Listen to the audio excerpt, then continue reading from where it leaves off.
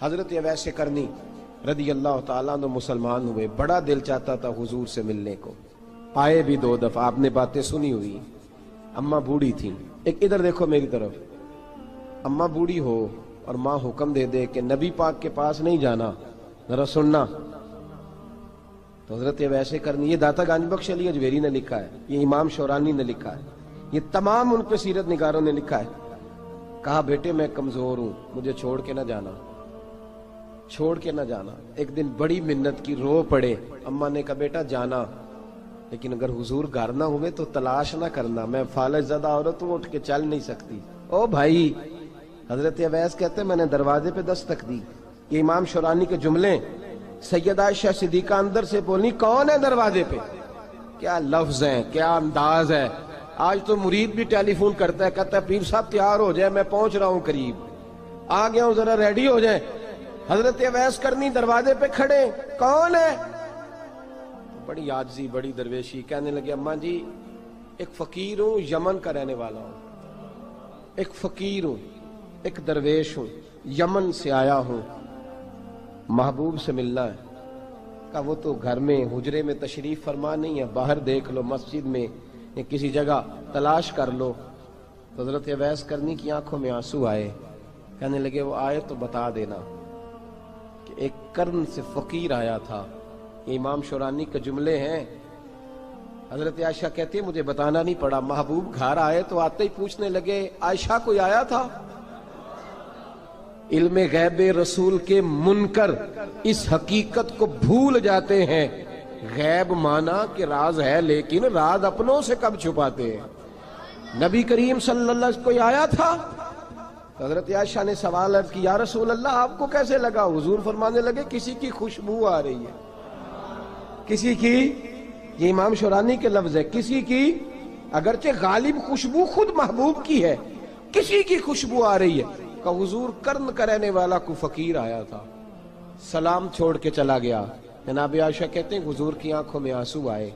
میں نے کہا حضور وہ گیا کیوں؟ تو محبوب نے فرمایا اس کی ماں بوڑھی ہے، اس کی ماں۔ محبوب اگر اماں کے لیے کہتے ہیں چل دیکھیں نا تابی بنے، وہ صحابی نہیں بن سکے، تابی، تو تبلیغ کرنے کیسے چلا جاتا ہے بیمار ماں کو چھوڑ کے؟ تو پیر صاحب کے ڈیرے پہ کیسے پہنچ گیا اماں کو چھوڑ؟ تجھے کس نے اجازت دی کہ ماں باپ بوڑھے تھے اور تو کہے جی میں وہاں جا رہا ہوں، میں نے چلے کرنے ہیں، وظیفے پڑھنے؟ بھئی جب حضرت اویس کرنی اعلیٰ حضرت امام اہل سنت رحمت اللہ علیہ، آپ نے لکھا ہے کہ وہ جو محبوب کا فرمان ہے نا بخاری مسلم، رضا اللہ فی رضا الوالد، فرمایا جس کی والد راضی اس کا اللہ راضی، اور جس کا باپ ناراض اس کا اعلیٰ حضرت فرماتے ہیں 100 ولی، ایک جگہ پہ فرماتے ہیں 1000 ولی ایک طرف بیٹھ کے کہہ دینا کہ یا اللہ اس بندے کو بخش دے، اور اکیلا والد کہہ دینا یا اللہ میرا نافرمان ہے، نہ معاف کرنا، تو فرمایا اللہ اس 100 ولی کی نہیں مانتا، والد کی بات مانتا، اس لیے کہ حضور کا فرمان آ گیا باپ راضی ہوگا تو اللہ۔ تو میرے بھائی شریعت ایک حقیقت ہے، اس حقیقت کو سمجھیں۔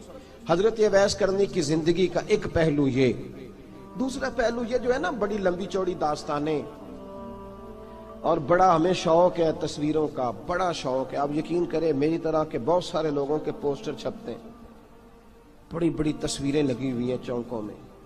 استقبال سب سے اچھا وہ ہے جو قیامت کے دن ہوگا۔ اگر اس استقبال دیکھیں نا، یہاں ہم سے پہلے لوگوں کے بڑے استقبال ہوئے، پھر بعد میں کیا ہوا؟ چلے گئے وہ لوگ، ہم آ گئے، ہم بھی چلے جائیں گے۔ مٹی دیں تے مٹی رہنا ہی، ایویں کا دی بلے بلے، اج مٹی دے اتے بندیا تے کل مٹی دے تھلے۔ حضرت اویس کرنی خیر التابعین ہے، تابعین میں سب سے پہلا نمبر ہے۔ آپ کی سب سے بڑی فضیلت یہ ہے کہ آپ نا، یہ ہم نہ بتاتے بڑا ہیں، گزرتے گزرتے بتا دیتے ہیں کہ میں تہجد گزار بھی ہوں، گزرتے گزرتے بتا دیتے ہیں کہ مسجد کی جو ٹائلیں ہیں نا وہ میں نے لگوائی ہیں، بس کوئی بندہ مل جائے صحیح جس کو ہم کرامتیں سنا سکیں۔ میرے جیسے مولوی صاحب بھی بتاتے ہیں، کہتے ہیں جب میرے جیسے اچھے لوگوں کی، وہ بھی بتاتے ہیں جب میں مسجد میں آیا تھا تو 30 بچے تھے، اب پورے 80 ہیں، وہی بتاتے ہیں 150 صف ہوتی تھی نمازیوں کی، اب بھئی چھوڑو، اگر بچے پڑھاؤ گے تو اللہ راضی ہوگا، کو بتانے کی بات ہے، کو ذکر کرنے کی بات ہے، یہ اللہ رسول کا راز ہے، اس کا ذکر نہیں کیا جاتا۔ خواجہ اویس کرنی رضی اللہ تعالیٰ اپنے آپ کو چھپا کے رکھا ساری زندگی، ساری زندگی اماں جب انتقال کر گئی نا خواجہ ویسے کرنی کی، والد پہلے جا چکے تھے، والدہ انتقال کر گئی تو کسی ایک جگہ ٹھکانہ نہیں رکھا حضرت ویسے کرنی۔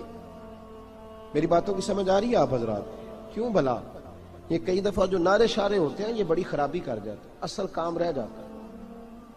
دست بوسی کرنے والے کئی دفعہ اتنا دور لے جاتے ہیں کہ انسان کے اپنے وظائف پیچھے رہ جاتے ہیں، کئی دفعہ مشکلات ہوتی ہیں۔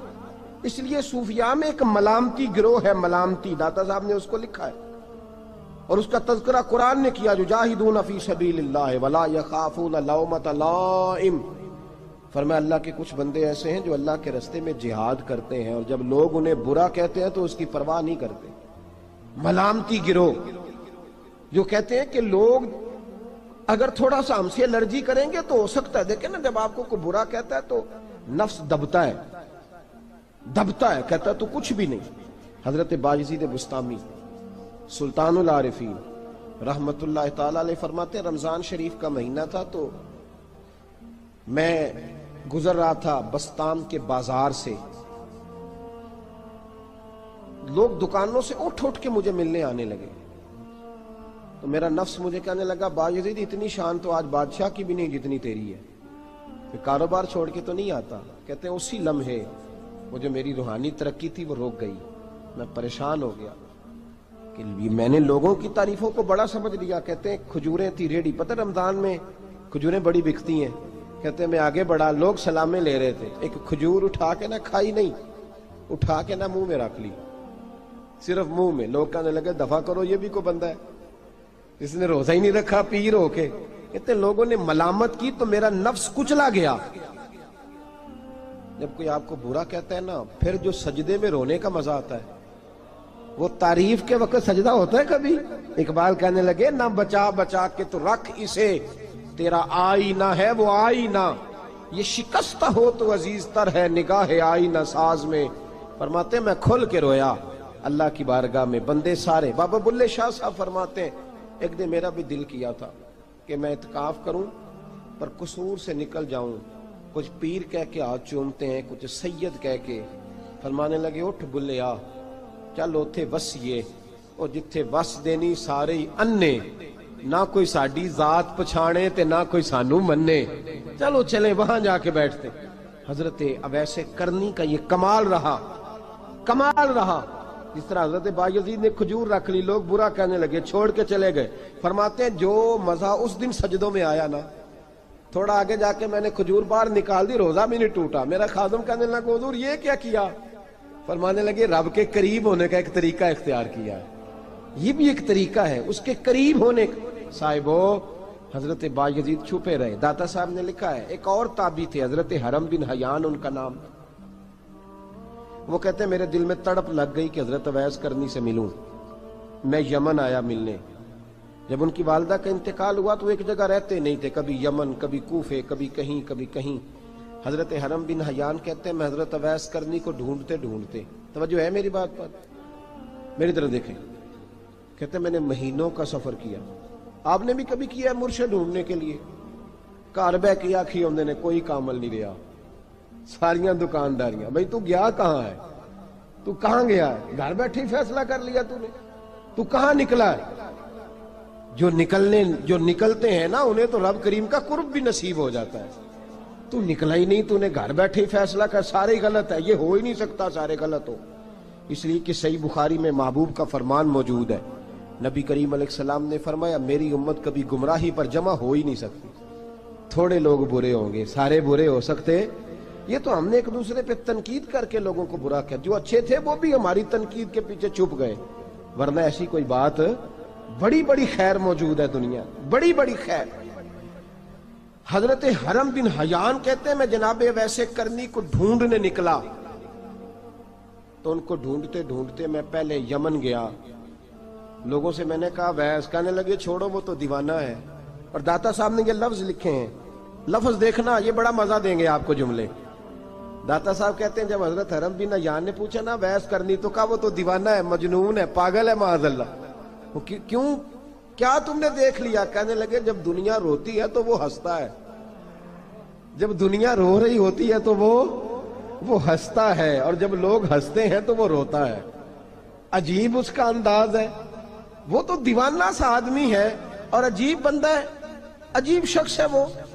روڑی سے جو لوگ چھلکے پھینک دیتے ہیں وہ کٹھے کرتا ہے، روڑی سے۔ اٹھو بلیا چلو اتھے وسیے جتھے وس دینی سارے ینے، نہ کوئی ساڈی ذات پچھانے تے نہ کوئی سانو منے۔ کہتے ہیں چھلکے اٹھا کے دھو کے کھا لیتا ہے، اور پھر لوگ جو کپڑا پہننے کے قابل نہیں رہتا لوگ اسے پھینک دیتے ہیں، وہ ٹاکیاں جمع کر کے ان کو سیتا رہتا ہے، ان کا لباس بناتا ہے۔ کوئی روٹی پکی پکائی دیتا ہے تو پسند نہیں کرتا، قبول نہیں کرتا، اس سے ملنے آئے ہو۔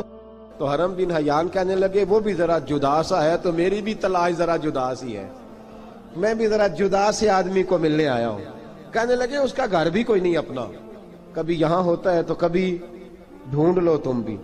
حرم بن حیان کہتے ہیں میں نے ایک شخص کی منت کی، میں نے کہا بتا دے کہیں دیکھا ہے تو۔ کہنے لگا وہ کرن سے کوفے چلے گئے۔ کہتے میں کرن سے کوفے آیا، ایک بندے سے پھر پوچھا، لوگ کہنے لگے چھوڑ وہ ٹکتا نہیں تو نے مل کے کیا کرنا ہے۔ کہتے میں نے پوچھا بتاؤ تو صحیح کہاں ہے، تو کہنے لگے وہ تو سنا ہے حج کرنے چلے گئے، ایام حج ہیں۔ کہتے میں حج پہ چلا گیا، ساری دنیا ملی پر اویس کرنی نہیں ملے۔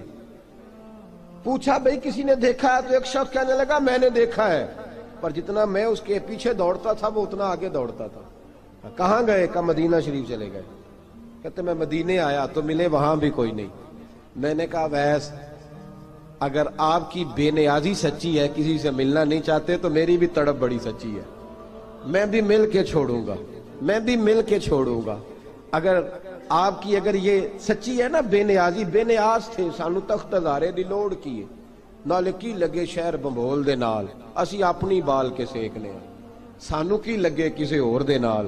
اگر آپ کی بے نیازی سچی ہے تو میری تڑپ بھی بڑی سچی۔ کہتے ہیں ڈھونڈتے ڈھونڈتے میں پہنچ گیا، پھر دوبارہ کوفے کے قریب نہر فرات جہاں امام علی مقام شہید ہوئے۔ کہتے ہیں جب میں پہنچ گیا تو وہ ساری علامتیں، داڑھی ان کی کہیں کہیں تھی، گھنی نہیں تھی، اور ان کے ہاتھوں پر برس کے نشان تھے، وجود پتلا سا، قد لمبا۔ کہتے ہیں وہ جو میں نے ساری نشانیاں سنی تھی وہ مجھے نظر آ گئی۔ وہ نہر فرات کے کنارے وضو کر رہے تھے، جب وہ وضو سے فارغ ہوئے تو چہرہ ابھی پانی کی طرف تھا۔ میں نے کہا السلام علیکم، سلام لی تو پتہ منہ نہیں میری طرف کیا، چہرہ ادھر ہی رکھا۔ کہنے لگے وعلیکم السلام یا حرم بن حیان، کن فیکون تے کل دی گل ہے۔ وعلیکم السلام یا حرم بن حیان، یار تو نے نہیں پیچھا چھوڑا، پہنچ ہی گئے ہو، آ ہی گئے ہو۔ کہتے ہیں میں نے کہا حضور آپ اویس آپ کون ہیں، آپ کون ہیں؟ تو کہنے لگے میں وہی ہوں جسے تو کئی مہینوں سے تلاش کر رہا ہے۔ تو میں نے کہا حضور آپ میرا نام کیسے جانتے ہیں؟ یہ کشف المحجوب پڑھ رہا ہوں داتا صاحب کی، میرا نام کیسے جانتے ہیں؟ تو حضرت اویس کرنی کہنے لگے عرفت روحی من روحی کا، میری روح آپ کی روح کی واقف ہے۔ وہ میری جو روح ہے نا، روح۔ امام غزالی سے کسی نے کہا تھا حضور آپ مجھ سے کتنا پیار کرتے ہیں؟ فرمانے لگے اپنے دل سے پوچھ لے تو کتنا کرتا ہے، برابر ہے، پوچھ لے اپنے دل سے تو مجھ سے کتنا کرتا ہے، میں بھی اتنا ہی کرتا ہوں، یہ پوچھ لے تو۔ بھائی حضرت اویس کرنی کی ملاقات ہوئی تو کہا حضور میں کہاں چلا اور آپ کہاں دوڑے؟ آپ فرمانے لگے یار میں چھپا ہوا ہوں تو مجھے چھپا رہنے دے، میں چھپا ہوا، میں سراپا مخزن راز تھا اور رہا تھا مدت و راز۔ یہ تو تیرا شوق کے دید کشاں کشاں مجھے کھینچ لایا مجاز میں۔ ان کی زندگی تو دیکھو، کتنا شوق ہے ہمیں آگے لگنے، کتنا شوق ہے بڑھ بڑھ کے سامنے ہونے، مجھے لوگ جانے، مجھے لوگ پہچانے، کتنا شوق، لیکن وہ دوڑتے تھے لوگ ہمارے قریب نہ آئے۔ حضرت حرم بن حیان کہتے ہیں میں چند گھڑیاں رکا تو مجھے کہنے لگے جا یار تو کوئی کام کر اور مجھے بھی اپنا کام کرنے دے۔ تو میں نے کہا حضور آپ کیا کریں گے؟ فرمانے لگے گناہ بڑے لمبے ہیں، ذرا معافیاں مانگوں گا اپنے رب سے، میں اس کی بارگاہ میں استغفار کروں گا، مجھے ذرا ریت پہ سجدے کرنے دے، تو جا، مجھے شوق نہیں، تو چلا جا۔ حضرت حرم بن حیان کہتے ہیں میں نے کہا حضور میرے لیے دعا کر دیں۔ تو جناب اویس کرنی نے ہاتھ اٹھائے، کہنے لگے یا اللہ میری اور اس کی ملاقات جنت میں کرا دینا، میری اور اس کی ملاقات جنت میں کرا دینا۔ یعنی یہ بھی کہہ دیا کہ اب دنیا میں دوبارہ ملاقات نہیں ہوگی۔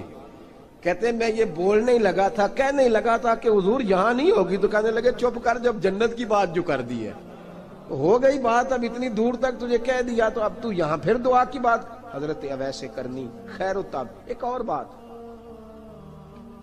پیار صرف سامنے رہ کے نہیں ہوتا، بن دیکھا پیار بھی بڑا شاندار ہوتا، بڑا شاندار، بڑا ہی شاندار ہوتا ہے۔ میرے محبوب نے اس کو بیان کیا، حبیب پاک سید عالم میرے حبیب رحمت علیہ السلام فرمانے لگے اپنے صحابہ سے، تم نے مجھے دیکھ کے کلمہ پڑھا، تمہیں ایک مبارک، اور جو بن دیکھے میرے نام پر جانے دیتے ہیں انہیں 7 بار مبارکباد۔ حضرت اویس کا یار دیکھیں نا، ایک معنی میں حضور نے یہ بھی بیان کیا، ابو داؤد میں موجود ہے۔ محبوب فرمانے لگے صحابہ سے، بتاؤ کامل ایمان کس کا ہے؟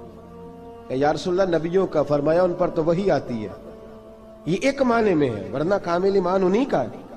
فرمایا بتاؤ کامل ایمان کس کا؟ کہ یا رسول اللہ صحابہ کا، ہمارا۔ نبی پاک نے فرمایا تم نے تو درختوں کو سجدے کرتے دیکھا ہے، ڈوبے ہوئے سورج کو واپس آتے دیکھا ہے، چاند ٹوٹتے دیکھا ہے۔ کہا حضور پھر فرشتوں کا؟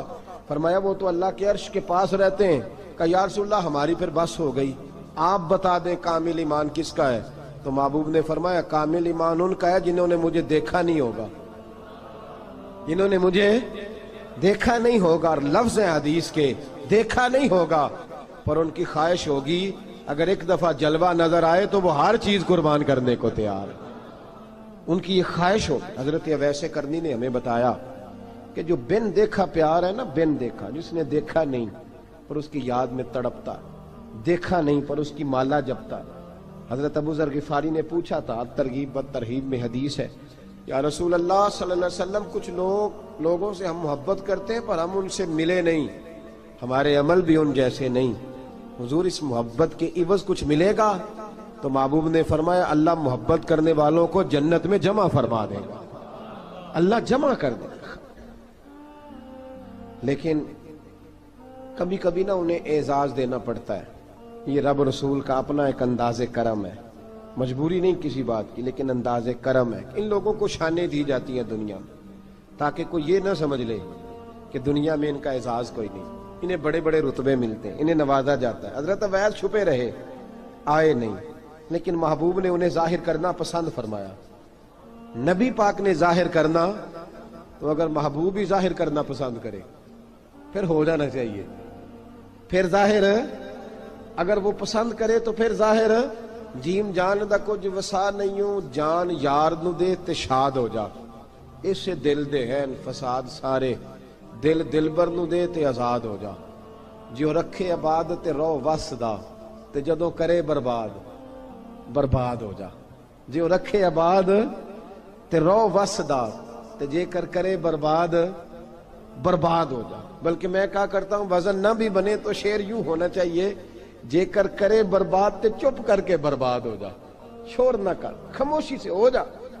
حضور نے ظاہر کرنا پسند کیا تو خود نبی کریم علیہ السلام نے بلایا۔ توجہ ہے میرے بھائیوں، بس بات سمیٹ رہا ہوں، مضمون مکمل ہو گیا۔ اللہ کے حبیب تو دور رہ کے پیار کر، تحفے تیرے گھر خود پہنچ جائیں گے، شرط یہ ہے کہ تو پیار کر اور فرما برداری کر۔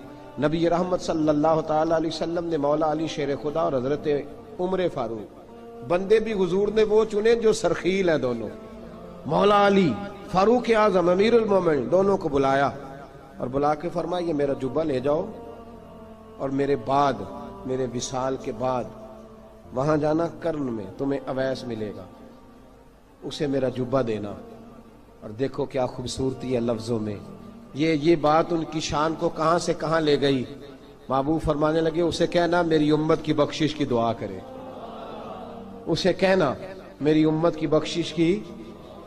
حضرت علی المرتضیٰ کا رتبہ بھی ان سے زیادہ ہے، جناب عمر کا رتبہ بھی، اس کا مطلب ہے بڑا بھی چھوٹے سے کبھی کبھی دعا کے لیے کہہ سکتا ہے کہ یار میرے لیے دعا کر دینا۔